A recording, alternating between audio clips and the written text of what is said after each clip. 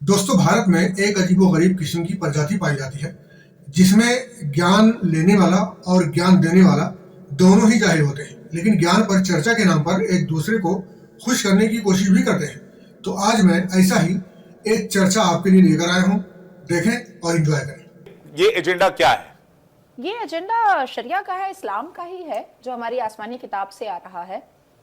सूरह अल काफिरून में आप पढ़िएगा तो आपको समझ में आ जाएगा कि भाई सूरह अल काफिरून में साफ लफ्जों में लिखा हुआ है कि काफिरों को खत्म करना है और इस पूरी धरती पे फतह करना है। एक जाहिल दूसरे जाहिल से पूछ रहा है, इस्लाम में काफिरों को मारने काटने का जो हुक्म है वो एजेंडा क्या है?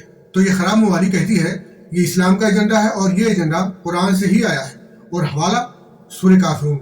ये कहती है कि सूरह काफिरून में साफ साफ लफ्जों में लिखा है कि काफिरों को खत्म करना है, दुनिया को फतेह करना है।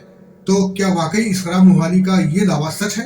आइए देखते हैं। कुल या अय्युहल काफिरून ला आबुदु मा ताबुदून वला अंतुम आबिदूना मा आबुद वला अना आबिदु मा आबदतुम वला अंतुम आबिदूना मा आबुद लकुम दीनुकुम वलिया दीन। इसमें कहा गया है, ऐ नबी कह दीजिए काफिरों, न मैं इबादत करता हूँ उसकी जिसकी तुम इबादत करते हो, न तुम इबादत करने वाले हो उसकी जिसकी मैं इबादत करता हूँ, और न मैं इबादत करूंगा जिसकी तुम इबादत करते हो, और न तुम उसकी इबादत करने वाले हो जिसकी मैं इबादत कर रहा हूँ। तुम्हारे लिए तुम्हारा दिन है, मेरे लिए मेरा दिन है। आप खुद बताएं, क्या इसमें किसी के कत्ल का हुक्म है?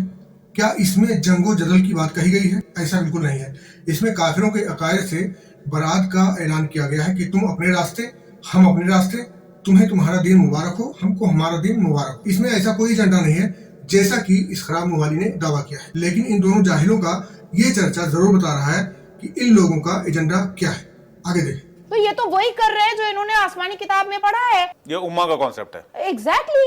और ये सिर्फ ऐसा नहीं है कि ये सिर्फ शरिया में लिखा हुआ है, ये हमारे अल कुरान में खुद लिखा हुआ है, बिल्कुल लिखा हुआ है। सूरह अल काफिरून उठा करके पढ़े, सूरह अल अनफल उठा करके पढ़े कि कैसे लूटना है, मारना है, काटना है, खत्म करना है। सुना आपने?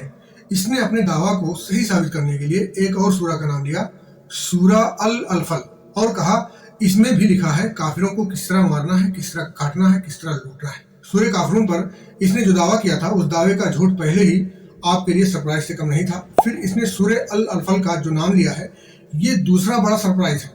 पता है क्यों?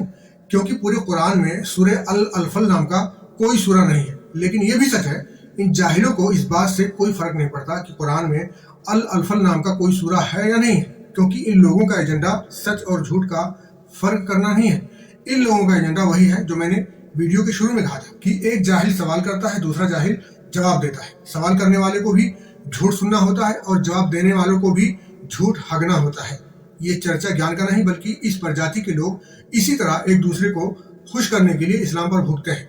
आप कहेंगे इससे इन लोगों को फायदा क्या मिलता है? तो मैं बता दूं, इससे इन लोगों को टीआरपी मिलती है और ये इन लोगों का धंधा है, कारोबार है इन लोगों का।